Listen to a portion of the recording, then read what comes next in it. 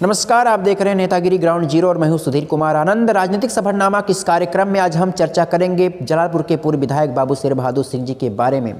आपको बताया चले कि अम्बेडकर नगर की राजनीति का जिक्र जितनी बार होगा बाबू शेर बहादुर सिंह जी का नाम भी उतनी बार बड़े ही गर्व बड़े सम्मान से लिया जाएगा। आपको बताएंगे कि जलालपुर विधानसभा चुनाव में बाबू शेर बहादुर सिंह जी की क्या भूमिका रही।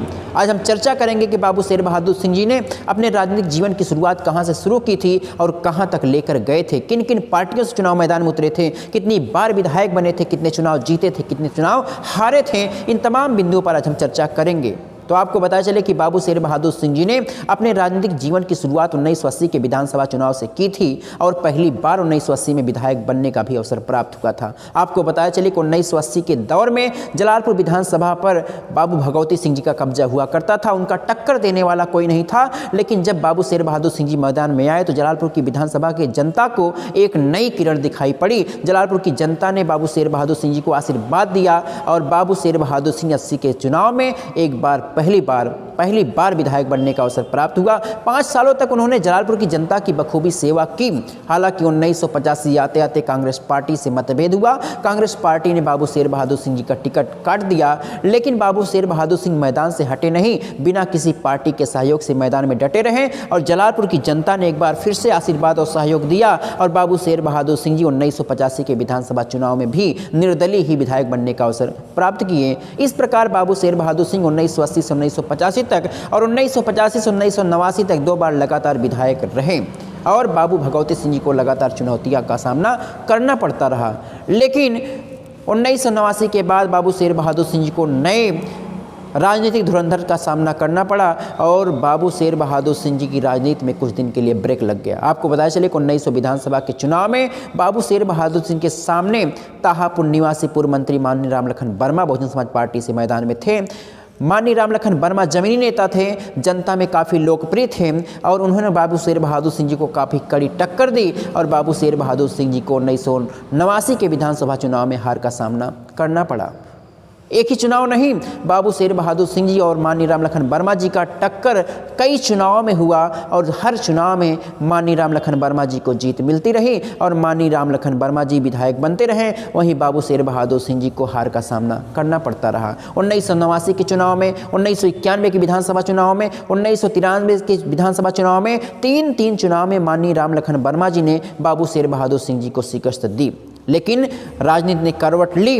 1996 के विधानसभा चुनाव आते आते माननीय शेर बहादुर सिंह जी भारतीय जनता पार्टी में शामिल हो गए। भारतीय जनता पार्टी में रह करके जनता की सेवा करने लगे तो भारतीय जनता पार्टी ने भी 1996 के विधानसभा चुनाव में माननीय शेर बहादुर सिंह जी को जलालपुर विधानसभा से प्रत्याशी बनाया। जनता का सहयोग और आशीर्वाद प्राप्त हुआ और माननीय शेर बहादुर सिंह जी एक बार फिर से विधायक बनने का अवसर प्राप्त किए और तीन बार विधायक बनने का अवसर भी मिल गया।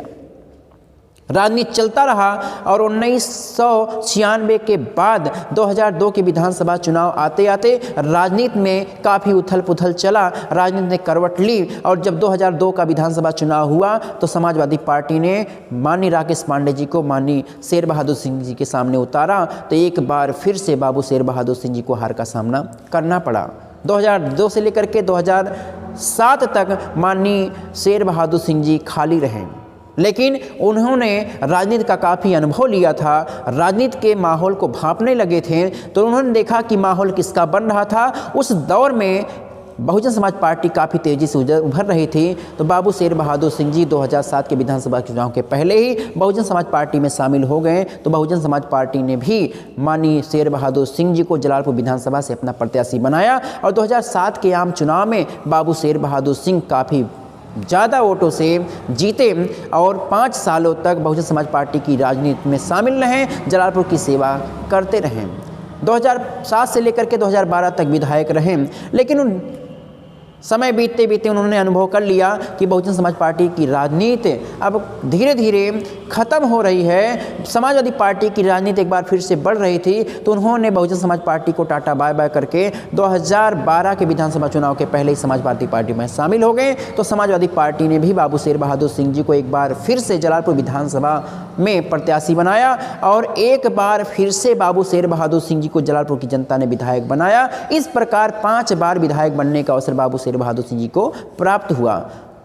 2012 से लेकर के 2017 तक बाबू शेर बहादुर सिंह जी समाजवादी पार्टी से विधायक रहे, लेकिन जैसे जैसे समय बीतता गया बाबू शेर बहादुर सिंह जी को आभास हो गया कि समाजवादी पार्टी की राजनीति भी अब ज़्यादा दिन तक सक्रिय नहीं रहेगी।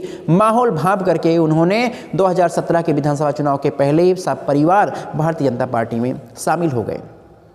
लेकिन काफ़ी उम्र हो जाने के बाद शारीरिक स्वास्थ्य अच्छा नहीं रहता था, इसलिए उन्होंने पार्टी में तो रहने का निर्णय लिया, लेकिन स्वयं चुनाव न लड़ करके अपने बेटे डॉक्टर राजेश सिंह को प्रत्याशी बनाने का आग्रह किया और भारतीय जनता पार्टी ने डॉक्टर राजेश सिंह जी को 2017 के विधानसभा चुनाव में प्रत्याशी बनाया। प्रचंड लहर थी भारतीय जनता पार्टी में, प्रचंड लहर थी। सपा बसपा की राजनीति से लोग उबे हुए थे, भारतीय जनता पार्टी को सरकार के रूप में देखना चाहते थे। उसी प्रचंड लहर में डॉक्टर राजेश सिंह को प्रत्याशी बनाया गया था, लेकिन जब चुनाव हुआ, रिजल्ट आया तो डॉक्टर राजेश सिंह चुनाव हार गए थे।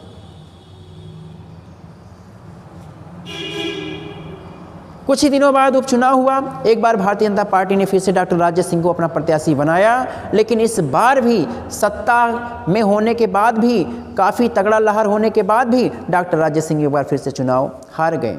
सत्ता में रह करके दो बार चुनाव हारने के बाद डॉक्टर राजेश सिंह को आभास हुआ कि सत्ता यानी कि भारतीय जनता पार्टी में रह करके हम जलालपुर विधानसभा फतह नहीं कर सकते हैं, तो उन्होंने 2022 के विधानसभा चुनाव के पहले ही बहुजन समाज पार्टी में शामिल होने का निर्णय लिया। बहुजन समाज पार्टी में शामिल हो गए और 2022 के विधानसभा चुनाव में बहुजन समाज पार्टी ने डॉक्टर राजेश सिंह को विधानसभा जलालपुर से प्रत्याशी बनाया, लेकिन जलालपुर की विधानसभा कि जनता ने डॉक्टर राजेश सिंह को कुछ ही मतों से पीछे छोड़ दिया, यानी कि एक बार फिर से डॉक्टर राजेश सिंह चुनाव हार गए।